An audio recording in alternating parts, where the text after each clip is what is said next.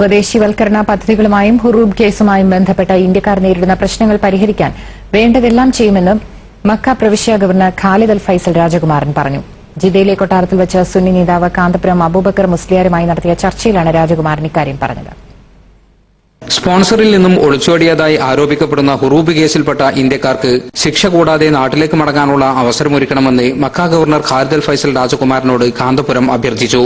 ഹുറൂബിൽപ്പെട്ട് നാട്ടിലേക്ക് മടങ്ങുന്ന ഇന്ത്യക്കാർക്ക് ആവശ്യമെങ്കിൽ വീണ്ടും സൌദിയിലേക്ക് വരാനുള്ള തടസ്സം ഒഴിവാക്കണമെന്നും അദ്ദേഹം ആവശ്യപ്പെട്ടു. ഇതു സംബന്ധമായ നിവേദനം കാന്തപുരം ഖാലിദ് അൽ ഫൈസൽ രാജകുമാരന് കൈമാറി. ആവശ്യങ്ങൾ അനുഭാവപൂർവ്വം പരിഗണിക്കാമെന്നും രാജ്യത്തിന്റെ സുരക്ഷ കണക്കിലെടുത്താണ് പുതിയ സ്വദേശിവൽക്കരണ പദ്ധതികൾ നടപ്പിലാക്കുന്നതെന്നും ഖാലിദ് അൽ ഫൈസൽ പറഞ്ഞു. ജിദ്ദയിലെ കൊട്ടാരത്തിൽ വെച്ച് നടന്ന കൂടിക്കാഴ്ച 1 മണിക്കൂറിലധികം നീണ്ടുനിന്നു. നിയമവിധേയമായി ജോലിയെടുക്കുന്നവർക്ക് സൌദിയിൽ പ്രശ്നങ്ങളില്ലെന്ന് കൂടിക്കാഴ്ചയ്ക്കു ശേഷം കാന്തപുരം പറഞ്ഞു. സ്വദേശികൾ മാത്രമേ ജോലി ചെയ്യാവൂ എന്നൊരു നിയമം ഒരു ഗൾഫ് നാട്ടിലും എവിടെയും കൊണ്ടുവന്നിട്ടില്ല. മറിച്ച് നിയമവിരുദ്ധമായി കടന്നുകൂടിയവരും പ്രവർത്തിക്കുന്നവരും അത് അനുവദിക്കുകയില്ലെന്നും നിയമവിധേയമാക്കണമെന്നും ആണ് ഗവൺമെന്റുകൾ പറയുന്നത്. നിതാഖാത്ത് പ്രശ്നങ്ങളുടെ പേരിൽ നാട്ടിലേക്ക് മടങ്ങുന്ന വിദഗ്ധ തൊഴിലാളികൾക്ക് നോളജ് സിറ്റി ഉൾപ്പെടെയുള്ള പദ്ധതികളിൽ ജോലിക്ക് മുൻഗണന നൽകുമെന്നും കാന്തപുരം പറഞ്ഞു.